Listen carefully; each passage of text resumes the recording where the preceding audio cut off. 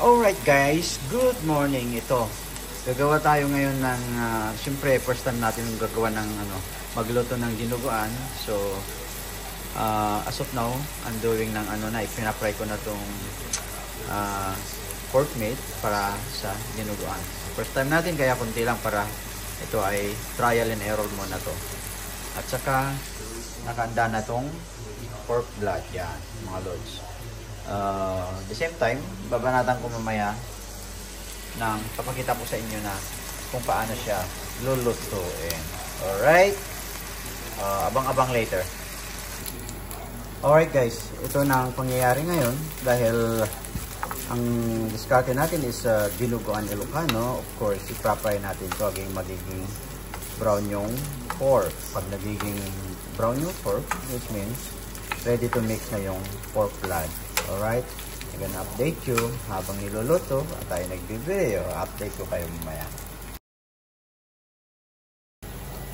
Ito nga pala guys, yung paggawa ng pork dinuguan is kasama na dyan habang sinisisi natin, naka-fry. May asin na yan, bigyan na ng asin. Of course, may bawang yan and sibuyas. Pag ready na, nag-brown na, haluan na natin ng pepper, brown pepper. Yan, para malasahan niya habang naka-fry siya. Pagdating ng mamaya, ihalo mo yung pork blood. Lasang-lasa na talaga siya. So, i-stir na natin. So, it's getting brown na. Malapit na to guys. I-mix ko na lang yung blood mamaya. Alright guys, as I told you earlier, nag-brown na siya, so pwede nang ihalo yung pork blood. Yan. Yan guys. Actually guys, yung pork blood naman, hindi lang pork blood. Of course, may salt and mayroon siyang ding vinegar.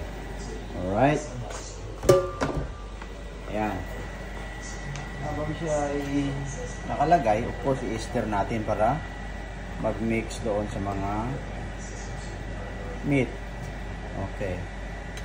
So, niluluto na yan guys. Habang siya magiging dry. Yan. Alright, that's it. Ganyan lang yan. Magdala ito. Then, ready to eat na. Okay. Pero dapat timpla-timpla lang yung ano niya. Asin niya. Medyo malabnaw pa. Lagyan natin ng konting suka at saka salt. Yun lang naman mga guys.